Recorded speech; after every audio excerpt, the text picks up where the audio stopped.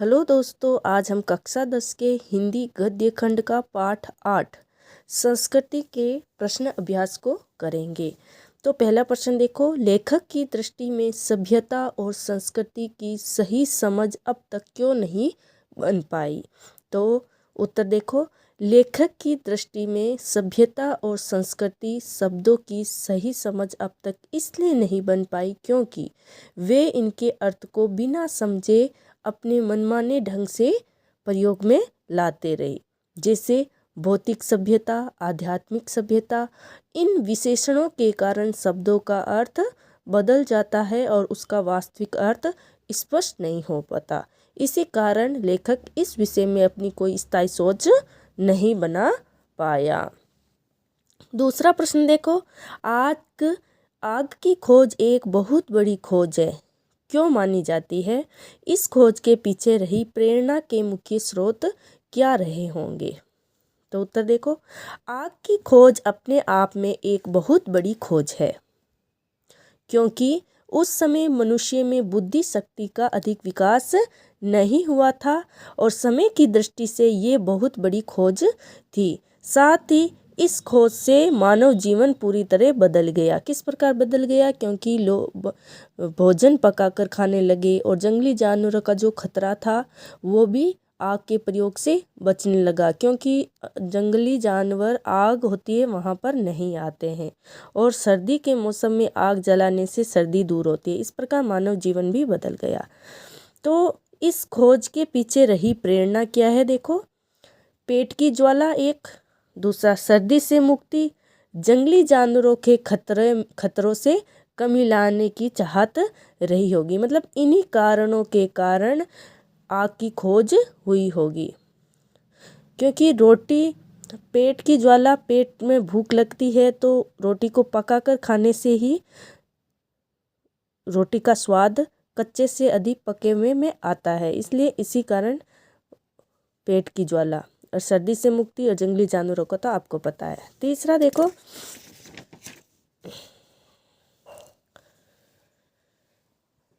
वास्तविक अर्थों में संस्कृत व्यक्ति किसे कहा जा सकता है? किसे कहा जाता है संस्कृत में? वास्तविक अर्थों में संस्कृत व्यक्ति उसे कहा जा सकता है जो भरा होना, पेट भरा होने तथा तन ढका होने पर भी निठल्ला यानी ऐसे ही नहीं बैठता है। वह अपने बुद्धि से किसी नई आविष्कार से पूरी मनुष्य जाति का भलाई करता है, तो उस व्यक्ति को हम संस्कृत व्यक्ति कह सकते हैं। जैसे उदाहरण देखो, न्यूटन और सिद्धांत। न्यूटन ने गुरुत्वाकर्षण का किया और सिद्धांत ने ज्ञान प्राप्त करके मानव जीवन को ज्ञान दिया। चौथा देखो, मनुष्य नहीं, न्यूटन को संस्कृत मानव कहने के पीछे कौन से तर्क दिए गए हैं? न्यूटन को संस्कृत मानव कहने के पीछे कौन से तर्क दिए गए हैं? न्यूटन द्वारा प्रतिपादित सिद्धांतों एवं ज्ञान की कई दूसरी बारीकियों को जानने वाले लोग भी न्यूटन की तरह संस्कृत नहीं कहला सकते। क्यों? इसका कारण, न्यूटन ने अपनी बुद्धि शक्ति से गुरुत्वाकर्षण के रहस्य की खोज की, इसलिए उसे संस्कृत मानव कह सकते हैं। आज के मनुष्य भले ही इस विषय में अधिक जानकारी हो, मतलब गुरुत्वाकर्षण के बारे में अधिक जानकारी हो सकती है आज के मनुष्य में, पर उसमें वह बुद्धि शक्ति नहीं है जो न्यूटन के पास थी। वे न्यूटन द्वारा दी गई जानकारी को ही आगे बढ़ा रहा है, इसलिए न्यूटन से अधिक सभ्य और संस्कृत नहीं है, क्योंकि न्यूटन ने ही गुरुत्वाकर्षण का आविष्कार किया। और अब आज के लोग जो न्यूटन के बताए हुए इस जानकारी, इस आविष्कार को आगे जरूर बढ़ा सकते हैं। वे सभ्य हो सकते हैं, न्यूटन से अधिक सभ्य हो सकते हैं, लेकिन संस्कृत नहीं हो सकते। पांचवा देखो, किन महत्वपूर्ण आवश्यकताओं की पूर्ति के लिए सुई धागे का आविष्कार हुआ होगा? सुई धागे का आविष्कार शरीर को ढकने तथा सर्दियों में ठंड से बचने के उद्देश्य से हुआ होगा। आवश्यकता अनुसार शरीर को सजाने की जरूरत महसूस हुई होगी, इसलिए कपड़े के दो टुकड़ों को एक करके जोड़ने के लिए सुई धागे का आविष्कार हुआ होगा। छठा देखो, मानव संस्कृति एक अविभाज्य वस्तु है। अविभाज्य यानी जिसको विभाज्य नहीं किया जाता, अलग नहीं किया जाता है। किन्हीं दो प्रसंगों का उल्लेख करना है। पहला देखो, मानव संस्कृति को विभाजित करने की चेष्टा, इसके बारे में हमारा क्या तथ्य है। वर्ण व्यवस्था के नाम पर मानव संस्कृति को विभाजित करने की चेष्टा की जाती है। धर्म के नाम पर मानव संस्कृति को विभाजित करने की चेष्टा की जाती है, जिसका परिणाम आम हिंदुस्तान तथा पाकिस्तान नामक दो देशों से देखते हैं।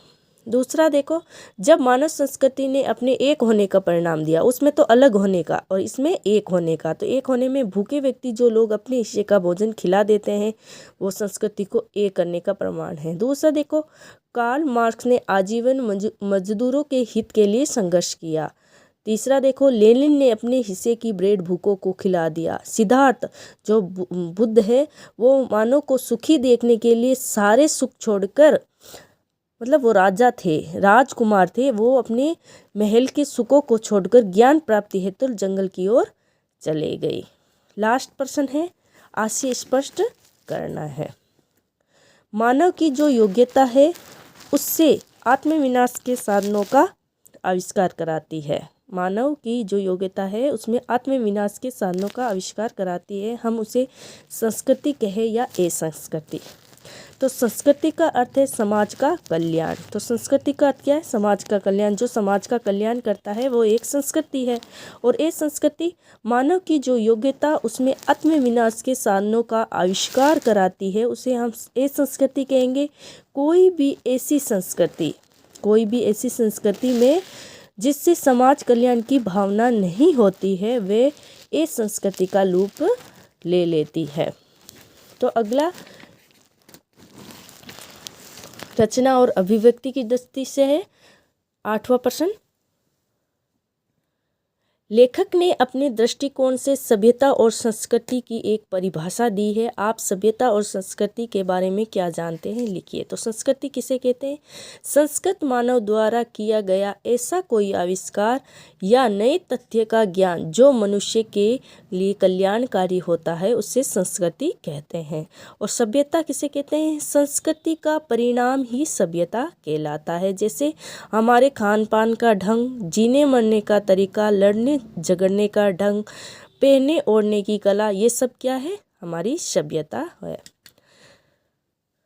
प्रश्न नंबर 9, निम्नलिखित सामासिक पदों का विग्रह करके समाज भी बताने हैं। गलत सलत, गलत और सलस, गलत और सलत द्वंद्व समाज सही में। और वे जैसे शब्द आते हैं वे द्वंद्व समाज। महामानव, मानव है जो महान है जो मानव, कर्मधारय समास। हिंदू मुस्लिम, हिंदू और मुस्लिम द्वंद्व समास। सप्तऋषि, सात ऋषियों का समास जिसमें संख्यावाचक शब्द हो, वे द्विगु समास होते हैं। आत्मा विनाश, आत्मा का विनाश तत्पुरुष समास। ये का से दोनों में ये कारक शब्द आए हुए हैं, इसलिए तत्पुरुष समास। पद दलित, पद से दलित। यथोचित जो उचित हो, माहने जो, ये कौन से हो गए? जो उचित हो। अव्ययीभाव समास। सुलोचना सुंदर है, लोचन जिसके, कर्मधारय समास। तो आज हमने संस्कृति जो गद्य खंड का लास्ट चैप्टर था उसको पूरा किया। क्षितिज भाग 2, कक्षा 10 के क्षितिज भाग 2 के पूरी बुक कंप्लीट हो गई है। आशा करती हूँ आप सभी को अच्छी तरह समझ में आया होगा। Thank you.